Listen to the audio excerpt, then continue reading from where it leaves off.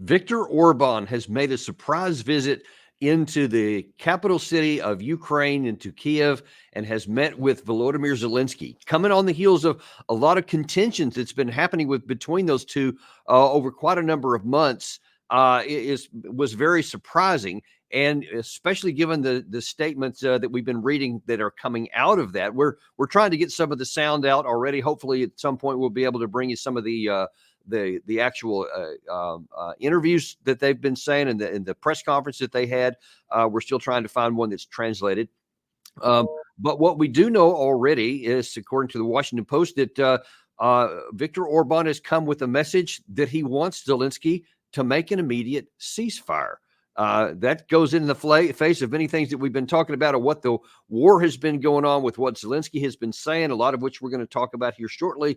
But to try and make sense of what all we're seeing here, we have the ever popular Colonel Jacques Baud, former Swiss Strategic Intelligence Service, and also former NATO officer. Colonel, welcome back to the show.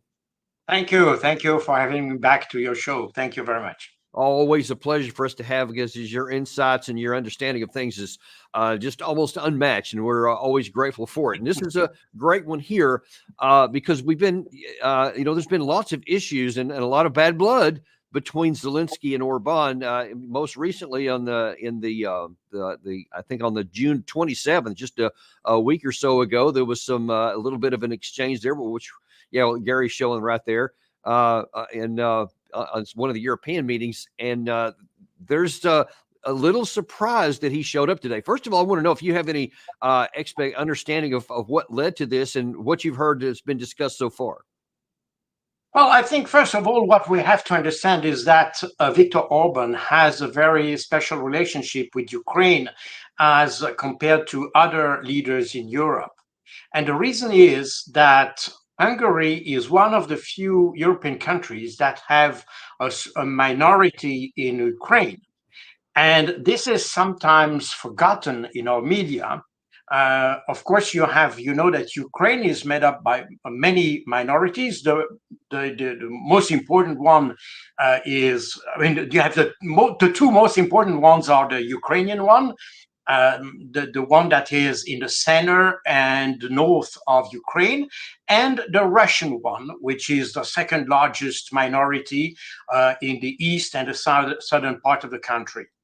And but there are other minorities. There are Romanian minority, there are a Slovak minority and Polish minority, and you have, of course, an Hungarian minority in the western part of Ukraine, in Transcarpathia, in fact. And the problem is that as I have said a couple of times in your show, that we tend to forget that as the new government or the new authorities came out of the coup d'état in Maidan in 2014, this ultra-nationalist government started to persecute minorities. And of course, we have talked much about the Russian minority because it's the most important one, and that's the one that triggered the reaction within Donbass and prompted political action from Russia. But there are other minorities that were affected by the new rules of the new government in 2014, and namely the Hungarian one. And since 2014, the Hungarian government in Hungary, which is very much linked to these Hungarian minorities in Ukraine, have complained several times to the Council of Europe. And because of the mistreatment of the minority, including the use of Hungarian language, which has been strongly limited by the new laws in Ukraine. I remind you that since 2014, the Ukrainian government has established new rules about the official languages, that the Ukrainian language has become the only official language. And the other languages are not forbidden, but they are no longer official, meaning that they may not be used in school, for instance, or in local administrations, for instance, things like that. The language themselves are not forbidden. It's important to mention that because some say that, but it's wrong. They were not forbidden, but it was no longer official. And meaning that a lot of people who are of Hungarian tradition or for the Russian on Russian tradition, they never really learned Ukrainian language. And therefore, all interaction between themselves and the government happened in the other official language. And the same happened to the Hungarian minority.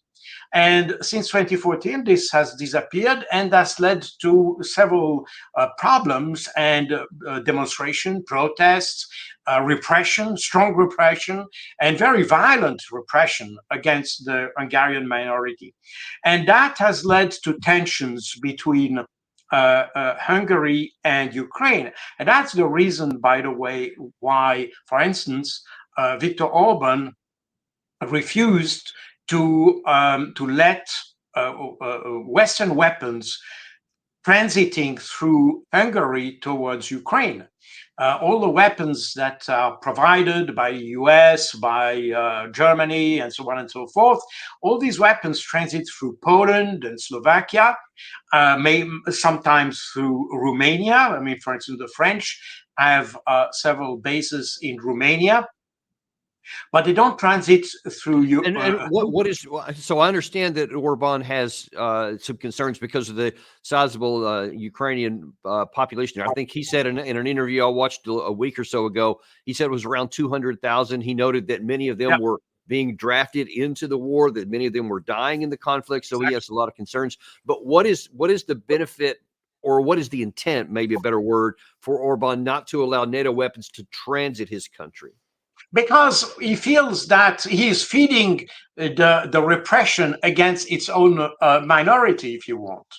It's in the Hungarian minority in Ukraine. So he complained about the brutality of the Ukrainian regime against the Hungarian minority, and he doesn't want to support this type of behavior by providing weapons. That's the rationale. And he is, of course, there is another aspect of Viktor Orban, and probably that's why he is highly respected, I think, in Europe, not by the establishment, but by the population, is because he looks for the national interest of the Hungarian people. That's for the Hungarian people, I mean, including the minority in Ukraine, but also its own population, meaning that he doesn't want to have his country being involved in a conflict against Russia, for instance. He wants to have a kind of a neutral stance in this conflict. He doesn't want to be dragged into a conflict that he didn't choose. On the contrary, he would like to solve the problem of the minorities, but not to go into a conflict, and not to go in a conflict with Russia that in basically struggles for the same problem as he has with the Ukrainian government towards the Hungarian minority. And it's interesting that you bring up that issue about how he views a lot of the at least the Western elite, and how he looks at the people in Hungary, because that kind of goes to some of the bad blood between him and Zelensky, going all the way back to the first year of the war. Here's a view during that first year where Orban went to Texas, of all places, to give a speech, and listen to what he says about the globalists. We have seen what kind of future the globalist ruling class has to offer. But we have a different future in mind. The globalists can all go to hell. I have come to Texas. And so he laid that out pretty clear, but also in 2022, that attitude of saying the globalists, and in the other context of his comments there, he was saying there's a big split within the West. Some wanted to go to war with Russia, some him not wanting to do that. And so he was reticent to do that. Now, Zelensky didn't take too kindly to that. Here's what he said early in the war in March. Взуття в Маріуполі. Там такі ж самі люди, дорослі, і діти, і дідусі, і бабусі, і їх там тисячі. І цих тисяч вже немає. А ти вагаєшся вводити санкції або ні? Вагаєшся пропускати зброю або ні? Вагаєшся торгувати з Росією або ні? Немає часу вагатися. Час вже вирішувати. It didn't seem to have much of an impact because in the next year, Orban said, "Look, here's my bottom line: is there is no path. We've been saying it almost every time you're on here. There is no military path to victory." Obviously, Orban thinks the same thing as he said here. Really think there is no chance of Ukraine winning. That's my point. They stand very little chance of winning without the aid which you are currently blocking. No, my position is that looking at the reality, looking at the figures, looking at the surroundings, looking at the fact that NATO is not ready to send troops, it's obvious that there is no victory for poor Ukrainians on the battlefield. That's my position. And that's animated his actions, and he stood up to all of the pressure from the West. Well, in fact, his observation is perfectly right. I mean, I wrote my first book on the Ukraine conflict. It's Operation Z that I wrote, and it was published in October 2022. And I said exactly the same thing, though that was about more than 6 months before he said that. So this was obvious that the conflict. Remember that the idea of the West was to make Russia to collapse, not through war on the battlefield, but through economic war by imposing massive and brutal sanctions on Russia. And that's exactly what the French Minister of Economy said on the 1st of March 2022. He said, we will make Russia to collapse. And that was the idea. But the problem is that we noticed, and I think the Americans, by the way, noticed that very quickly, that in reality, this didn't work, and that the Russian economy was more resilient than expected. As a result, there was no hope to have a military success for Ukraine. And in fact, if you remember, the US started to press Zelensky as soon as in November 22 to engage in negotiations with Russia. And that's very strange, because in the first part of the year and the first part of the Russian intervention, the West made everything possible to prevent any kind of agreement. But by the end of 2022, it was clear that there was no way that Ukraine would achieve any kind of success. And that's the reason why for US the solution was negotiation. And one of the reasons for this kind of let's say behavior from the US is that the US didn't want to enter the presidential election race with a conflict that would not be ended. So an unending conflict. And I think the US has very soon understood that it was not the case. But since the Europeans wanted to continue with this conflict, I think the US said, okay, let's do it. Let's give it a try. That's more or less what they did, and provided weapons for that, because then the problem was no longer, the idea was no longer to have Russia to collapse, but to have Russia let's say weakened by a prolonged war. And that was a kind of war of attrition, which is not an economic attrition per se. It's more a political attrition. They expect that at the end of the day, the Russian population would say enough with this conflict and turn over to revert to Vladimir Putin and ask to stop the conflict. That's the expectation of the West. Let me ask your opinion on that point there. Which population, Ukraine or Russia, do you think could tire of the casualty count first, whichever one it is. And it almost doesn't even matter the actual number. It only matters what the population thinks about that number. Do you see either of them in any kind of near-term possibility where the population could turn against the casualties and want the war to end? Well, I think definitely the Ukrainian will get more tired before, because first of all, the figures we have about the casualties, more basically with what we see as the figures for the Russian casualties come from the Ukrainian propaganda. And I assume they just make kind of a projection. The figures we have, in fact, are the Ukrainian casualties, and they tend to be mirrored to explain that these are the Russian casualties, but it seems not. And the reason I'm saying that is that you have a website, and you can check by yourself, don't take my word for it. You can check this media. It's a Media Zona. Media Zona is a website that is run by the opposition, the Russian opposition. By the way, it's based in Latvia or in Estonia. I don't remember, in one of the two countries. Anyway, this Media Zona, together with the BBC, makes a count of the casualties suffered by Russia by monitoring the social networks and available media in Russia.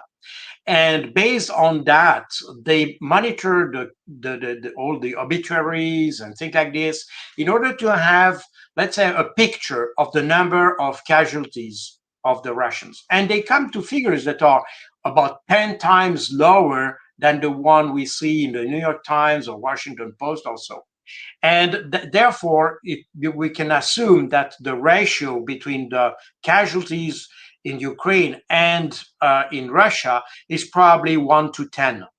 I mean, you have one Russian dead for 10 Ukrainian dead, more or less, based on these figures. I mean, the methodology of Mediazona, we can probably discuss that, but I think this is the most, let's say,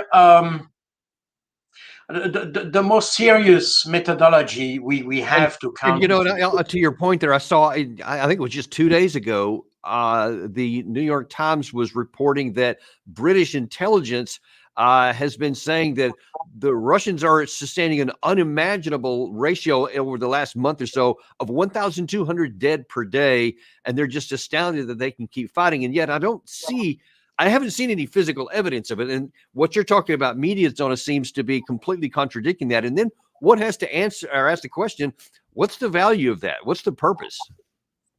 Well, I think the idea is to stimulate or to encourage this kind of fatigue in the Russian population, to say, your government is lying to you. You have a lot of casualties, a lot of fatalities, and you don't know it because you don't have proper information and all that. That I think we are in a propaganda war. We are in a propaganda war.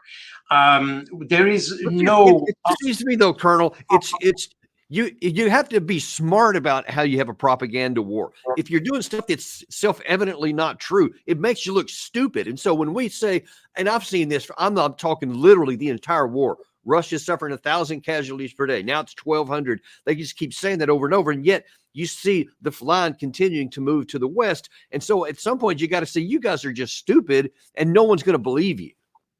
Well, the thing is that, in fact, there is no official figures provided by Ukraine about, for instance, their own casualties. There's no official. I mean, the Russians neither, by the way. None of both of them produce official figures about their own casualties. The only figures we have about Ukrainian casualties are provided by the Russians, and the only figures we have about the Russian casualties provided by the Ukrainian government. So basically, we can say that there is no official source of information about these numbers. So Media Zona I'm not sure it's the most reliable source, but given the fact that there is no official figures, looking at the methodology that is described Yeah. on the website, by the way, I think this makes more Pretty sense. plausible. Yeah. Yeah, exactly. So, and by the way, that was the same thing when we were at the beginning of the military operation. We heard about all these Russian tanks being destroyed and everything, all these aircraft being destroyed, and you had this website also counting all these the number of tanks, and most of this figure, I mean, even photographs that were provided about destroyed Russian tanks and all that. Most of these pictures have been, in fact, debunked. They were out of context or out of this conflict.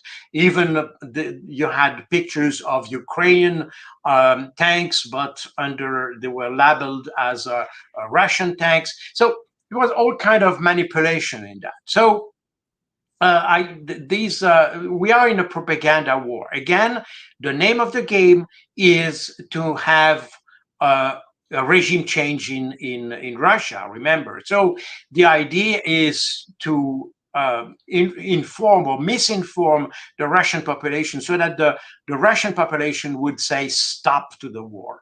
And that's, in fact, from a pure psychological warfare point of view, makes a lot of sense. The problem is that when we try to make an assessment of the conflict, we have to go beyond that. We have to understand these things. I mean, journalists are journalists, and too bad for them, but that's the way they are. They believe that, and they use that. But when you go into more serious analysis, and when you start to assess the conflict, in order to make a real strategic assessment of the situation, then we have to go beyond the figure game and all that.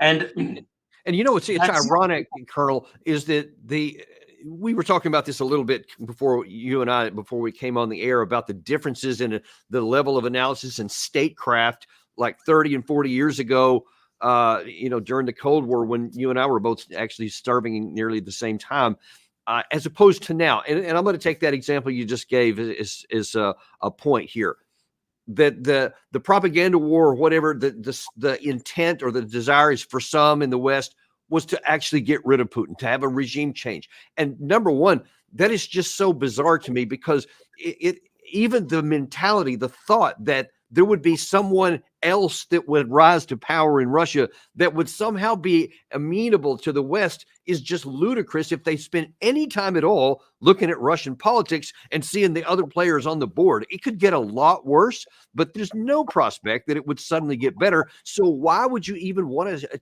seek a regime change? Well, that's why we are facing a very strange kind of behavior from the Western leadership at large.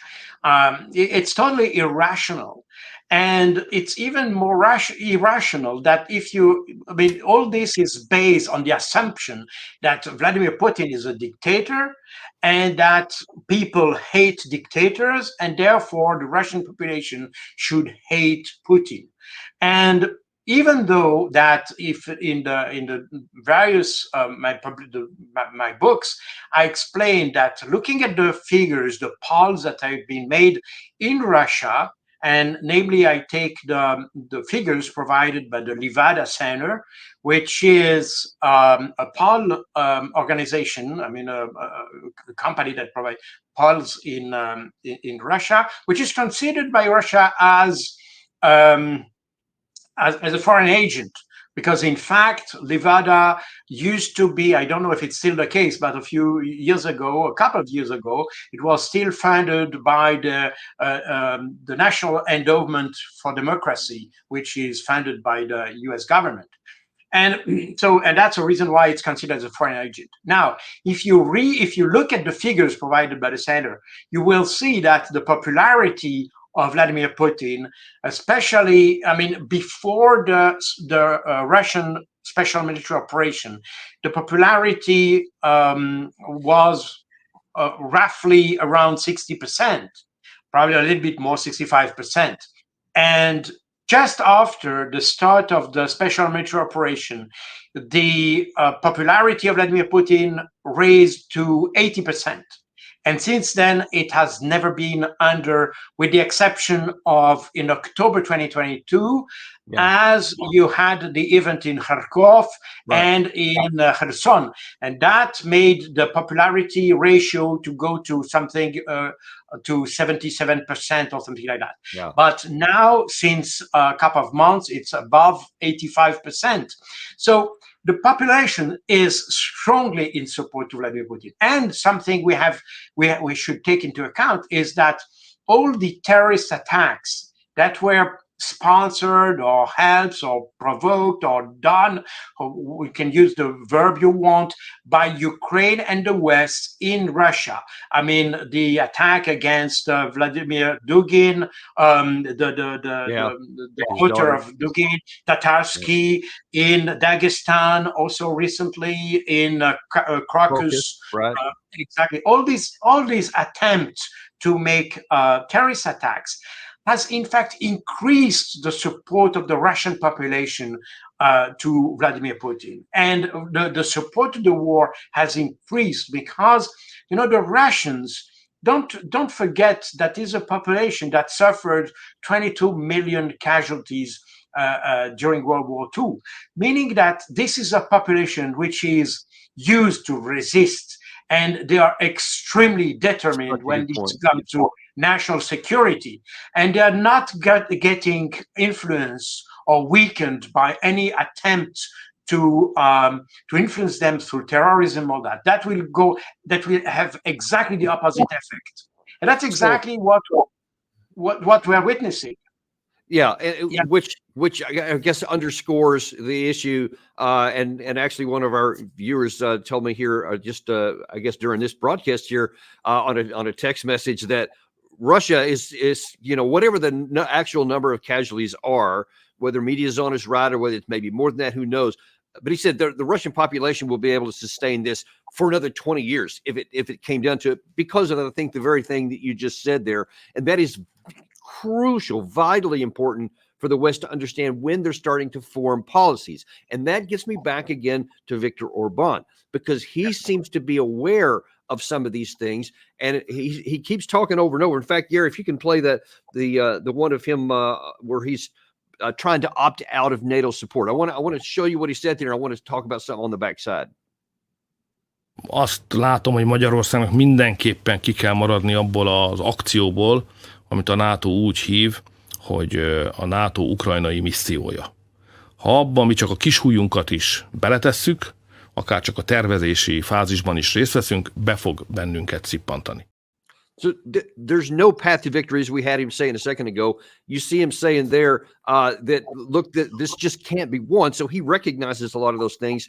And now then here he comes into Ukraine, and the first thing that he says publicly is that he's seeking or recommending a ceasefire, a negotiated settlement. And again, our viewer here, David, suggests and actually wanted me to ask you what you thought about the possibility that Orban, who we know has a relationship with Russia, that he's maybe trying to help negotiate an end to it, something along the lines of what Putin himself said, I guess it was earlier in June, about here's my terms for a negotiated settlement.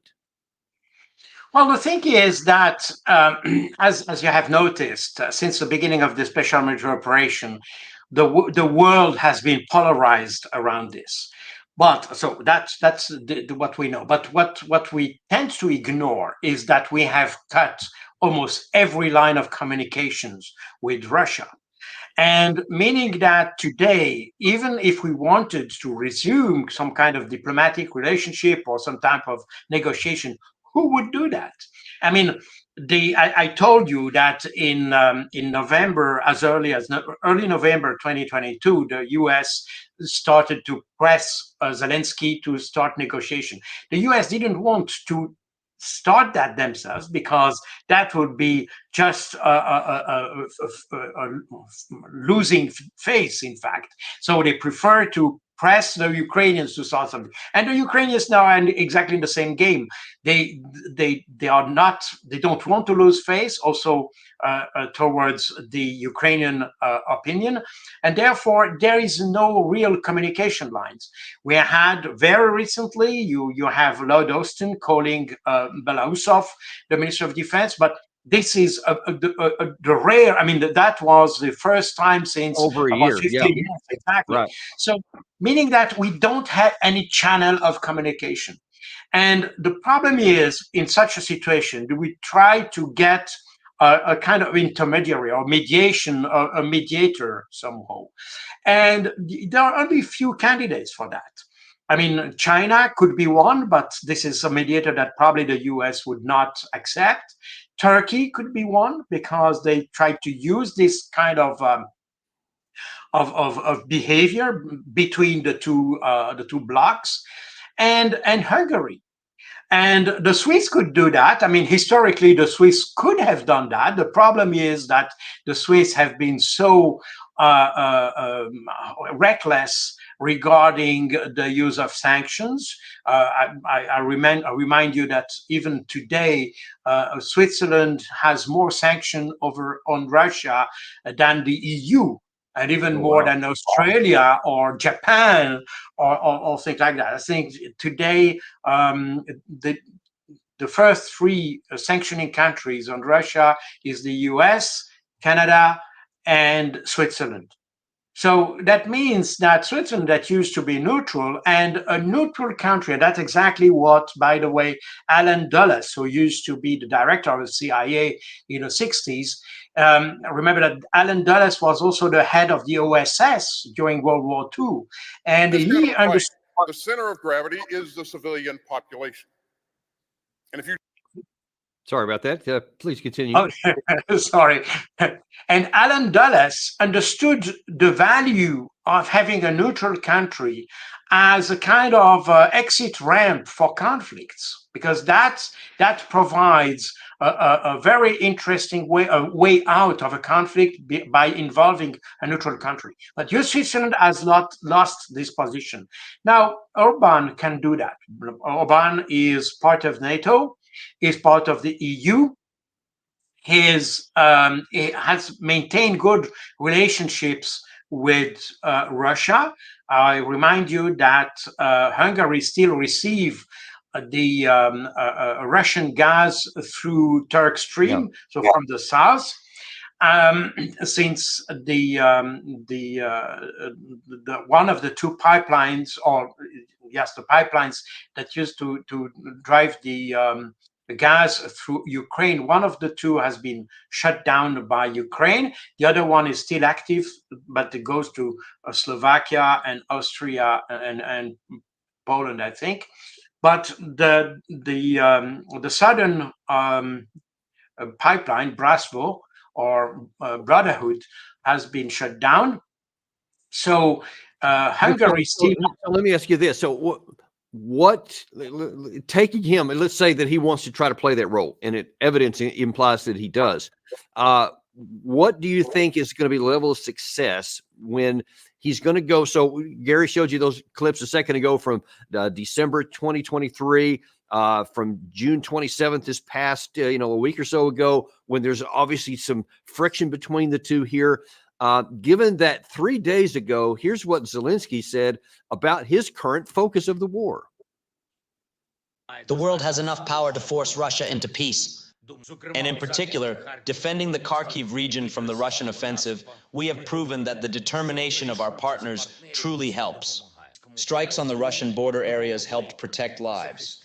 So will further decisions, the bold decisions that must be made, that we need and that we are discussing with our partners. In the coming weeks, we will continue our communication to achieve the necessary decisions.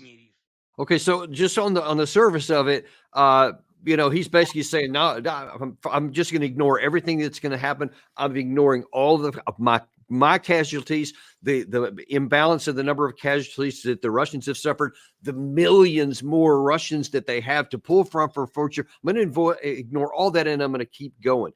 So when Orban lands today and he's talking about wanting to have a negotiated settlement and a ceasefire. How much success do you think he's going to have with Zelensky? Well, there's something that you didn't mention, but just after the conference in Switzerland, the conference in the summit in Bergerstock,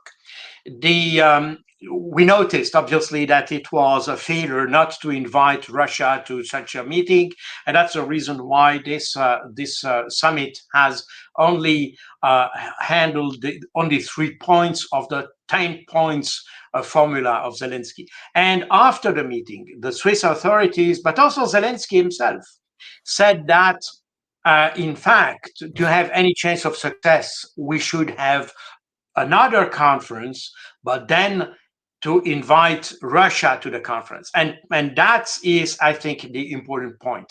Meaning that on the one hand, you see Zelensky, he doesn't want to abandon the fight on the battlefield. And he wants to continue fighting, and he wants to show the Western countries and also to his own population that he's not giving up fighting the Russians. But on the other hand, he realizes that his own resources are going smaller and smaller, that even the resources that the West can provide in terms of weaponry and probably also finance to some extent are getting smaller and smaller. And we have seen the psychodrama with the Patriot missiles, and now you have the US asking Israel to provide Patriot missiles to Ukraine, which is kind of strange since Right. Israel Boy, is is it, yeah.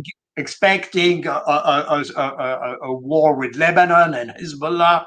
And so we see that and I think the Ukrainians understand that today the prospect for them to receive as many weapons as they received in the last 2 years, this prospect are fading away.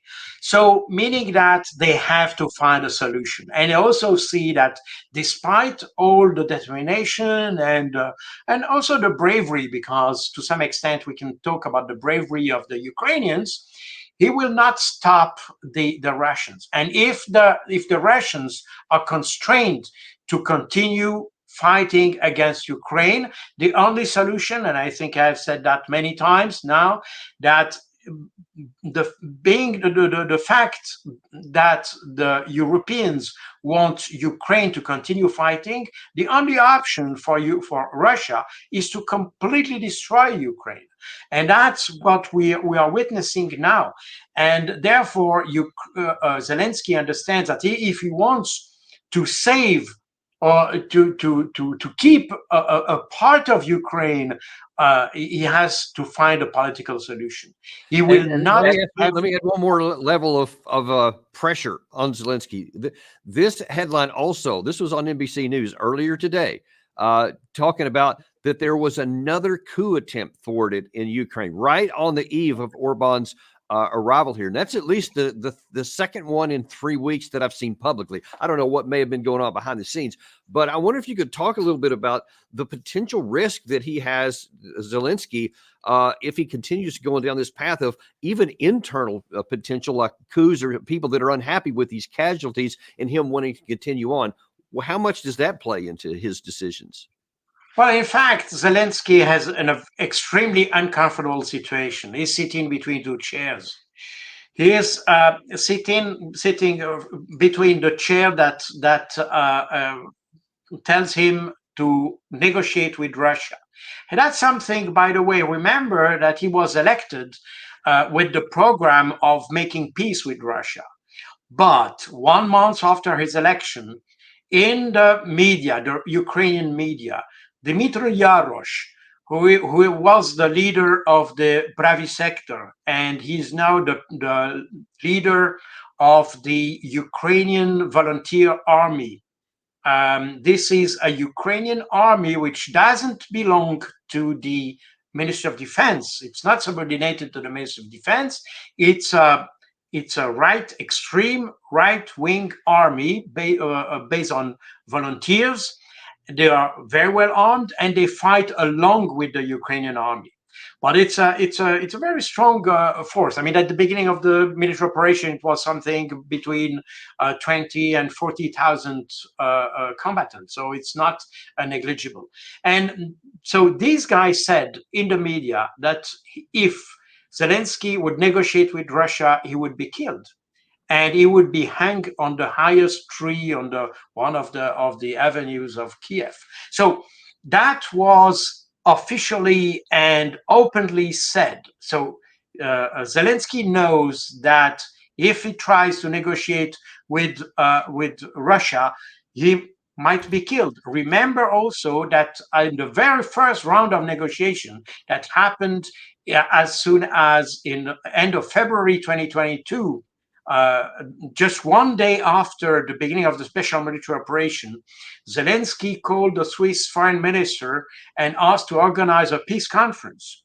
And you had a first round of conference of negotiations starting at the border of Belarus.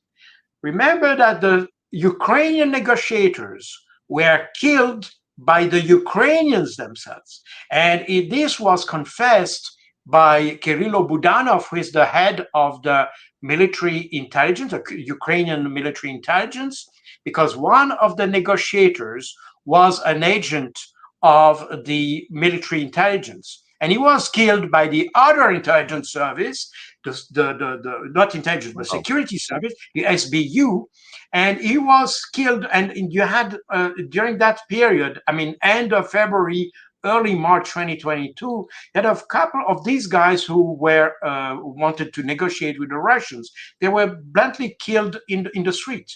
I mean, you had attacks with police cars stopping the car of the guy. The guy was just shot, gunned down by a machine gun and things like that. And so mafia-like attacks. So that happened. So meaning that there is a small, a part of the Ukrainian ultra-nationalist population that will refuse any kind of negotiation with Russia. And the other hand, I wonder if you think, I wonder if you can, you can tell me if I'm drawing connections that might not belong here, but on that screen that Gary showed a second ago, on the 27th of June, you had that interaction between Orban and Zelensky. Later on that same day, Zelensky released this video. We don't have too much time because we have a lot of wounded and dead people on the battlefield and through civilians. That's why we don't want to have this war during years. And then the other one I showed you 3 days later, now he's back to the belligerent still. So he's not talking about we're running out of time, we need to make a negotiated settlement, or even implying that. And one has to wonder, there's lots of pressures on him. And then the question is going to be, what's going to happen now that Orban physically came there? What is your expectation? Well, I think Orban will play this kind of the role of a kind of exit ramp for the West. And probably the US is, he probably did that in accordance with the US, probably not the Europeans, but the US, because the US has understood that the thing is lost and we have to find a settlement for this conflict, because otherwise the West will lose more and Ukraine will lose more than they will gain anything with this conflict. So that's my personal view. And probably Zelensky knows that. He knows that Orban is not on his own here. He has the support of the US in doing that. That's my personal view. I have no proof to demonstrate that. Okay. But that's a fascinating idea, because as we've been talking on this show with a number of other people here recently, for Biden to recognize the situation here and to do anything besides try and stretch this out to November 5th would be to admit that they were wrong, that his plan wasn't working, that everything he had done the previous 2 years was disaster, and that would be a big losing play in an election coming up. But if they had an ally who could go in there and that they could negotiate something, and then we would say, well, if that's what the parties want, we would support it. Now all of a sudden, you don't have to admit defeat. So who knows if something like that's going on?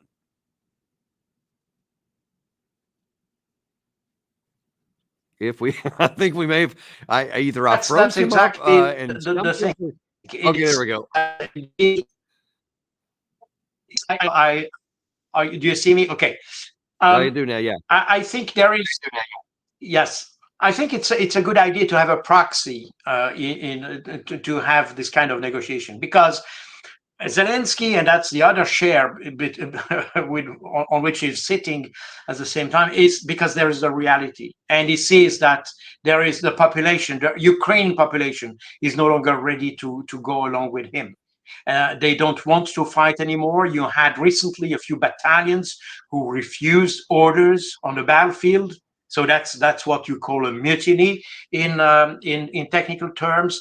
So meaning that we see, and recently there was also an issue with even one of the hardest unit, the Azov, this assault brigade, that was the former Azov brigade that now is the third assault brigade, and they also refused orders.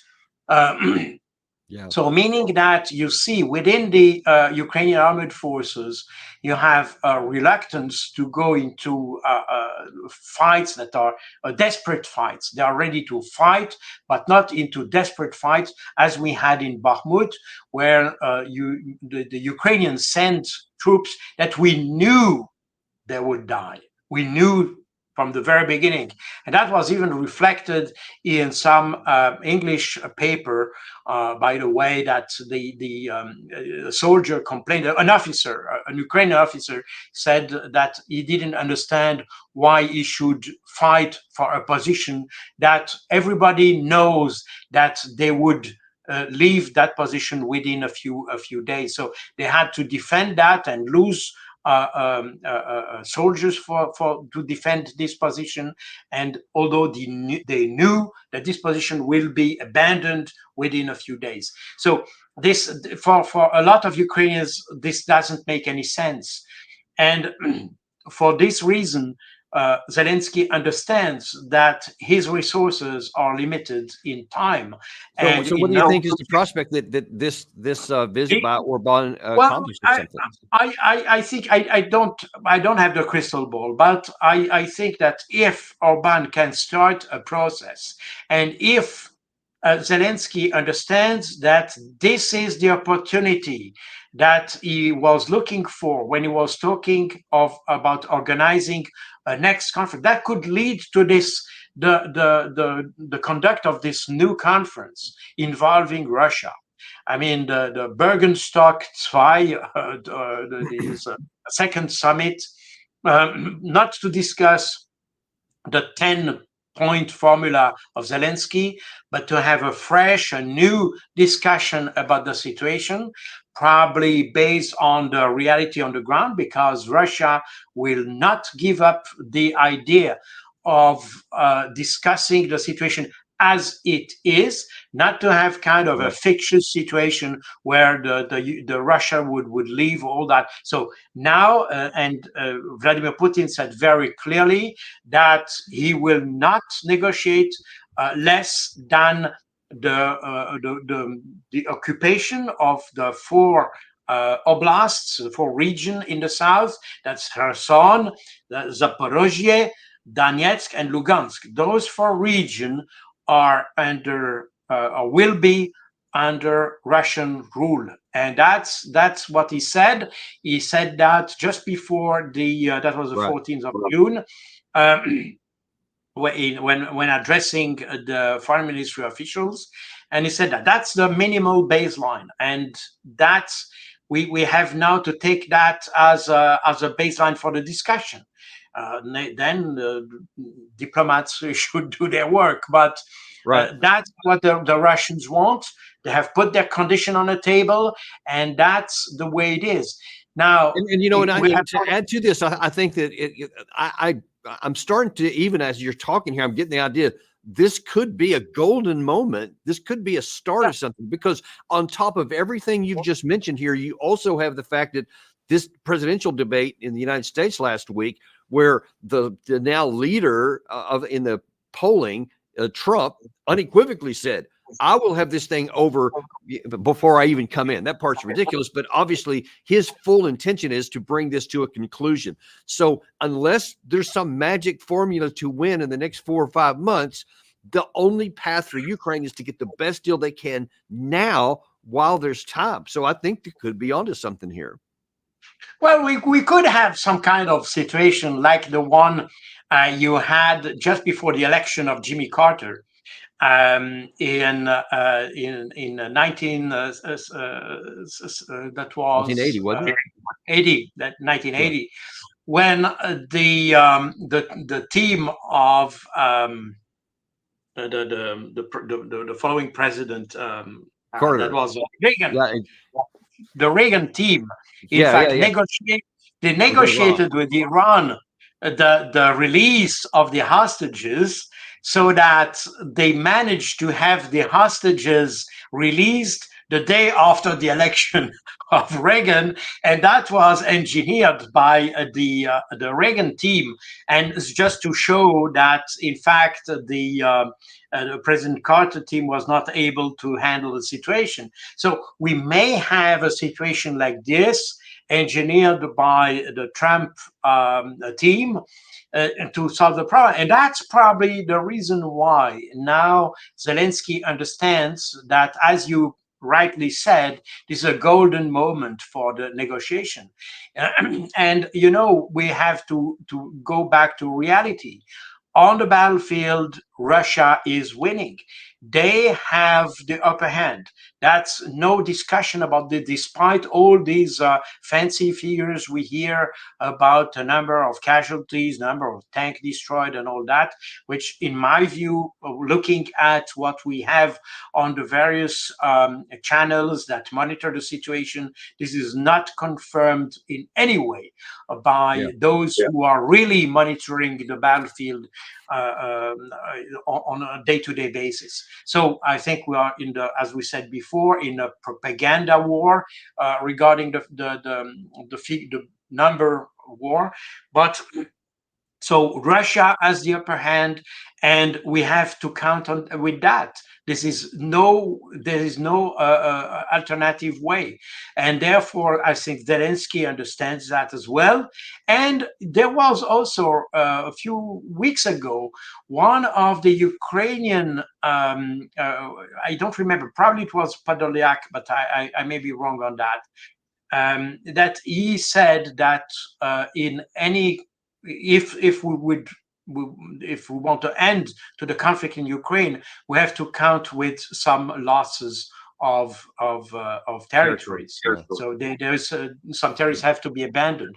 Nota bene, this is exactly what the report of the RAND Corporation, written in April 2019, was saying. It said, if we play this game and using Ukraine to weaken Russia, this will lead to the unfavorable peace for Ukraine, and Ukraine will lose a lot of personnel and lose territories. We are exactly in that situation.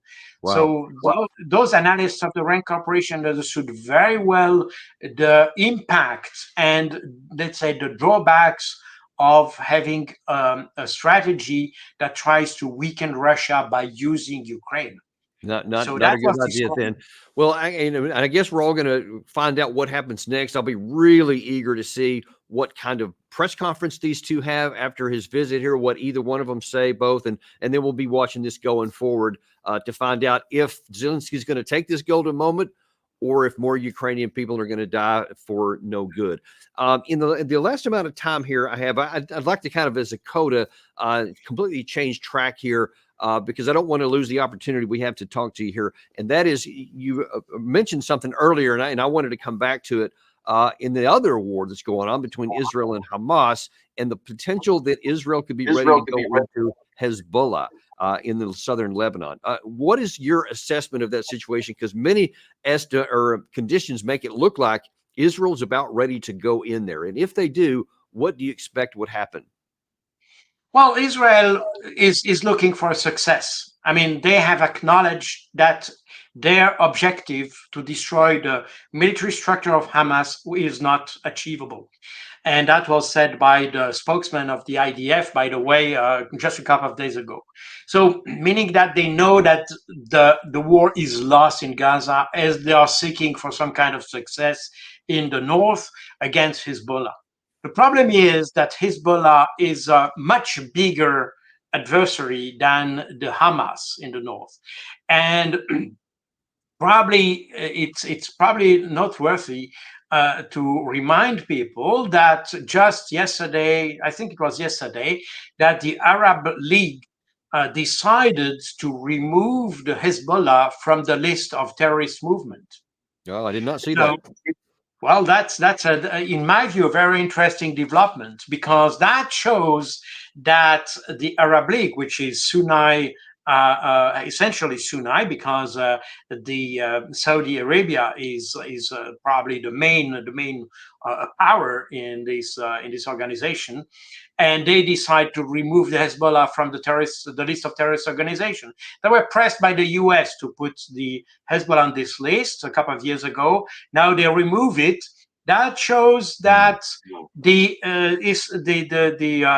Arab League is no longer wants to be aligned on the Western position, and including the U.S. position on one hand, and second, it means that they consider that the fight of the Hezbollah is somehow legitimate, and meaning that if Israel tries to enter Lebanon, you may have then probably the support of some other Arabic countries to help the Lebanon to defend itself. I mean, I don't know, I don't have evidence for that, but the fact that they decide in that particular moment that Hezbollah is no longer a terrorist organization, that indicates that they give a lot of legitimacy to the Hezbollah.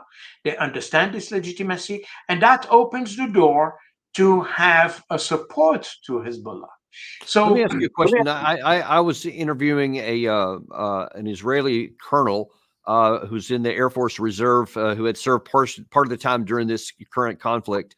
And he just recently published a paper in which he said that there are a couple of different clocks ticking in Israel. There's one for the Israeli government and the IDF, and then there's another one for the Hezbollah and Hamas and their side on the other side. And he said if they had reached a negotiated settlement or found some way to end this war in the first 4 or 5 months, all the advantages would have gone to Israel. But the fact that it's now rolling into the 9th month, now that the dynamic has switched, and that there's more reason for Hezbollah to try and drag it out because the time works against Israel. Do you think that that's accurate? And could it be possible then that Hezbollah now wants to spawn a war because that could be bad for the Israeli side? How do you see that? Well, you see, the Hezbollah cannot be exactly compared to Hamas. Hamas and the Palestinians at large are fighting for the territory on which, I mean, the territory of Palestine. I mean, they, in their minds, there is only one Palestine, which is currently mostly occupied by the Israelis, and they want this right to return in our villages and things like that, settlement and all that. So meaning that you have two people sharing the same territory somehow. The Hezbollah has a different perspective, because the thing is that Hezbollah, the rationale for Hezbollah to exist is the presence of Israel on Lebanese territory.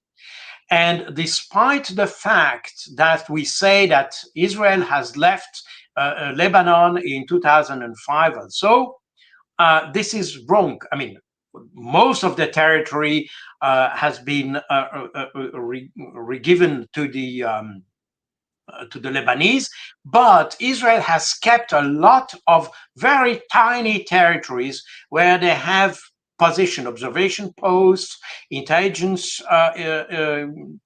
gathering systems and things like this. And the biggest territory is the so-called Sheba farms in the eastern part of Lebanon. And and Hezbollah has said, as long as Israel still keeps those territories, we will have a war. Remember the war in 2006. You remember that this war, I mean, the Israeli intervention, has been prompted by the fact that Hezbollah captured 2 Israeli soldiers. Now, we have to understand that, because it was said that those soldiers were on Israeli territory. But it's not exactly true. In fact, when the Israeli left the Lebanese territory, they redrew the border to make a more favorable border for them from a military point of view. So if you look very closely at the southern border of Lebanon, there are 3 or 5 different borders, in fact. There is the one that has been drawn in 1948, and 49, I mean, at the end of the conflict with the Arab countries. And you have then a border that has been drawn by the UN, and then you have this border that has been, and there is also a border that has been drawn by the French in the 20s, as the territory was shared between the Brits and the French. So you had a border. So you have the border of 1920, you have the border of 1949, you have the border drawn by the United Nations in the 80s, and you have the border, or the last border is the one that has been drawn by the Israelis. And in fact, this border is not, all these lines are not exactly on the synchronized, if you want. And you have very tiny portion of territories that are still in possession of the Israelis. And in 2006, you had 2 Israeli soldiers on a territory that is considered as Israeli by Israel, but is considered as Lebanese by the Lebanese. And therefore, for the Lebanese, the Hezbollah captured those 2 soldiers, saying that they were on Lebanese territory. And that's what triggered the invasion of Lebanon in 2006. So we see that the importance of those very, very tiny territories is quite important. So that's the struggle of Hezbollah. But Hezbollah, at the same time, especially after the October 7 attack of Hamas, Hezbollah has done exactly the same as the Houthis have done in Yemen.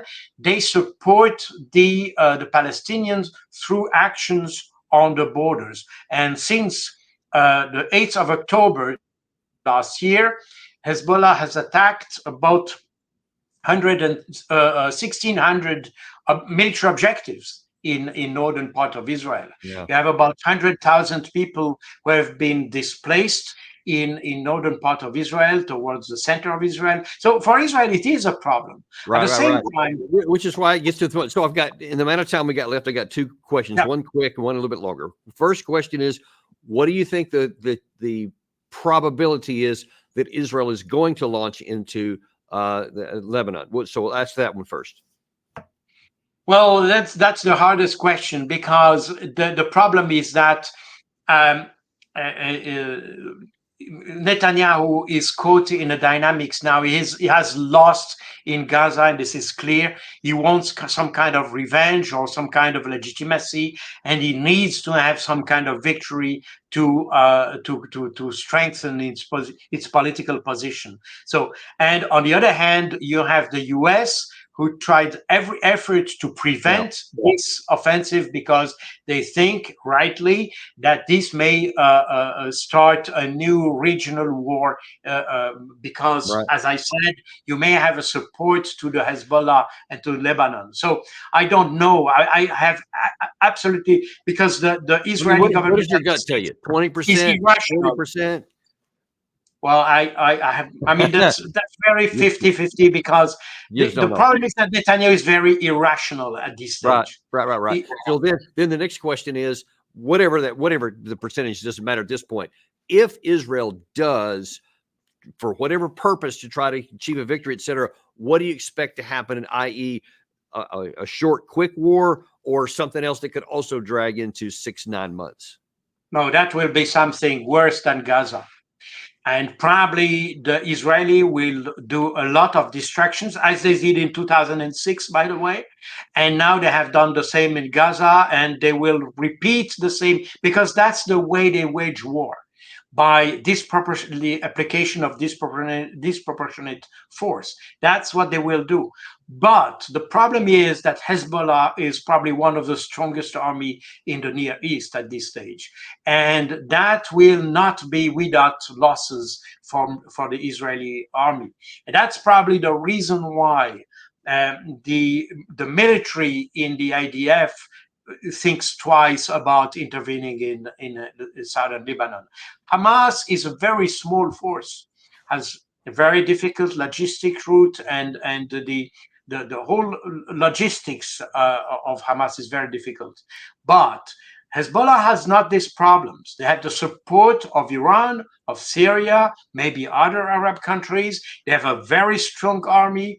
They are experienced. They used to fight the ISIS in Syria in support of the Syrian army. They have battle-hardened units, very well structured, very well commanded. They have very modern equipment. Again, they recently they have made this video showing a 9 minutes video showing Hezbollah drones navigating on the northern part of Israel without being intercepted by any missile or air force and all that. And that is a major source of concern for the Israelis, because they saw that these drones was maneuvering and has counted all possible targets in the northern part up to Haifa, showing that in fact the Hezbollah has very strong capacities.